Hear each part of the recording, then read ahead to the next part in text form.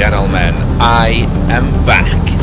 Welcome back to another video and welcome to DCS World 2.9 and everything that it has to offer. You join me today in the FA-18C, the Marine Corps. Oh yes, I did forget to change the tail number, disregard that. The Marine Corps FA-18C armed with a pair of JDAMs for a low-level strike mission with all graphics settings fully maxed out. Today we can experience everything that DCS 2.9 has to offer. So I welcome you to sit back and enjoy the ride.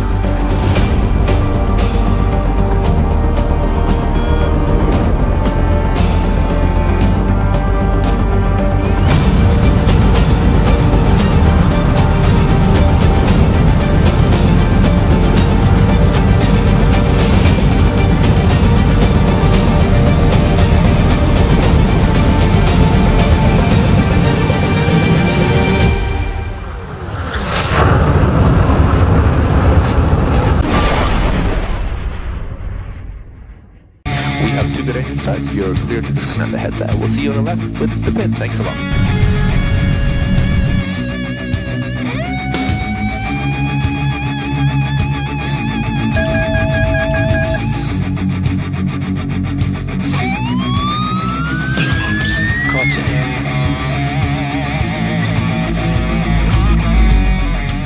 For any Patreon supporters, or those of you that are thinking of becoming a Patreon supporter, I will be uploading the full mission file for this mission that I've created, which is starts up to me here with a pair of F-18s.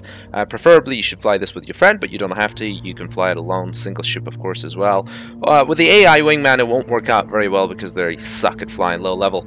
But you see the Russians have advanced here to the northwest of the Inguri River and have developed a bridgehead over on the east side as well, and your job is going to come in here at low level with a pair of JDAMs, which are going to be waypoint designated or pre-programmed and target waypoint 9 and 10, which is the bridge here that needs to be destroyed to destroy the Russian logistics. So you're going to proceed to waypoint 1, which is the bullseye, and then low level through the hills here out to waypoint 2, 3, 4, 5, 6, 7.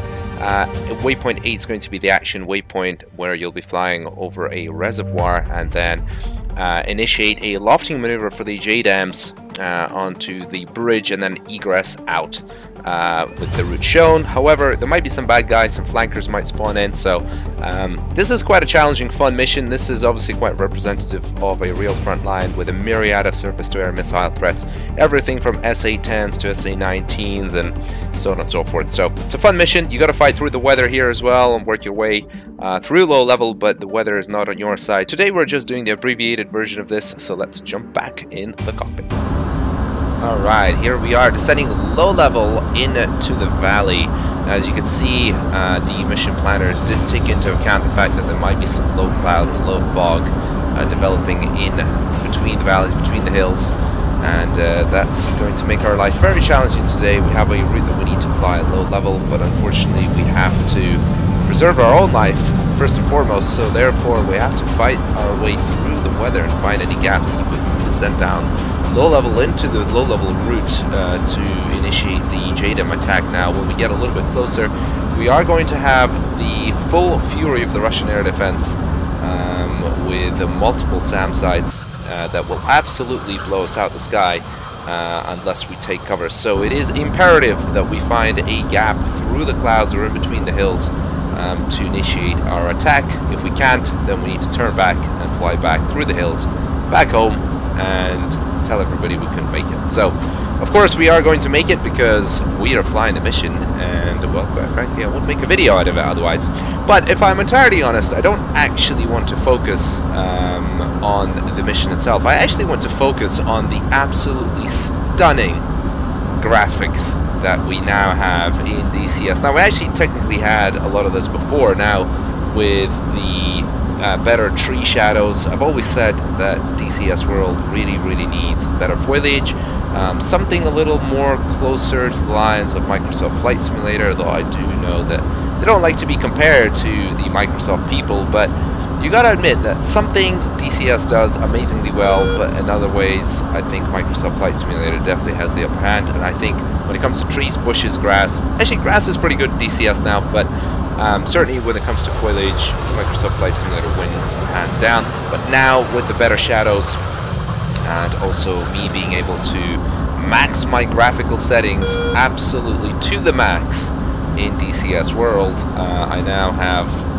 full shadows instead of medium shadows, and it pretty much is as good as it possibly gets now in DCS. And for those of you wondering, I am using DLSS, and more specifically I would like to recommend that everybody uses reshade, and what you see in front of you right now is completely unedited footage. This is exactly what I see in the game.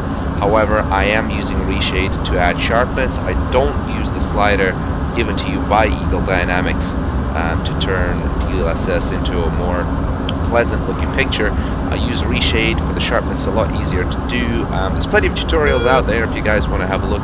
Make sure you download reshade.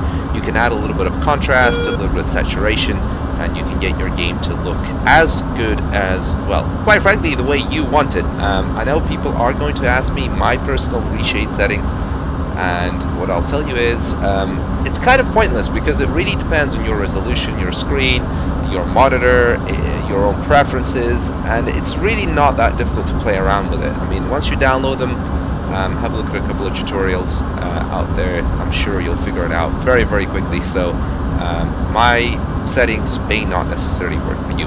But as you can see here, we are just, this is absolutely breathtaking. And if you don't want to hear me blabbering away, flying this absolutely around this beautiful scenery, then I will be making a separate video from the same footage, which is using some different angles where I'll be completely silent and you can just enjoy the awesomeness of DCS at this point. Now, going into 2024, I did want to discuss some of the things that I would like to see, and please make sure you comment down below and tell me exactly what is the #1 priority for you in DCS World. What feature would you like to appear? What is imperative for you and your gameplay now as we make our low-level route here, or rather as we find a gap in through the clouds into the low-level route here. Like I say, that was pretty important. I did spot something off my left-hand wing there, so that made a full 270-degree turn. You can see the HSI there showing exactly what the low-level route is, and we're now diving down in towards the reservoir to initiate our final attack run. We've had a speed of about 500 to 520 knots the entire way. You don't want to go any faster because the aircraft becomes way too sluggish, and maneuvering around any corners, around any valleys is going to be quite tricky. But at this point we need to go full burner, full power, because we will need to use as much energy as possible for the lofting maneuver as we make our approach now for the action waypoint. We'll also start getting our chaff and flare out. The EW is now set to transmit, and we are initiating our lofting maneuver here, dispensing chaff and flares. You will now see on the right hand side, right DDI, that we are now eliminated by a whole bunch of surface-to-air missile systems.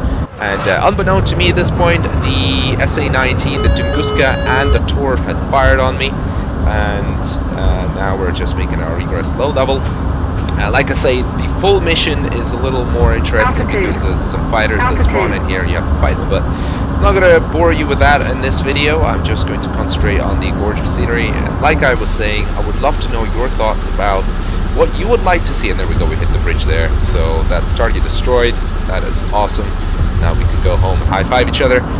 But what I would like to know is what you guys would love to see in DCS World in 2024, whether that is the dynamic campaign, improvements to the weather, or anything else that you think is absolutely imperative. Now, for me personally, I do think a dynamic campaign or some sort of dynamic mission editor would be probably my priority, but also better AI. AI has always been dragging the DCS down a little bit. But with that said, ladies and gentlemen, here comes the end of our low-level route. So I hope you enjoyed that video. If you have, please make sure to smash the living daylight out of the like button. subscribe for future videos, and hopefully I shall catch you in the next one. Adios!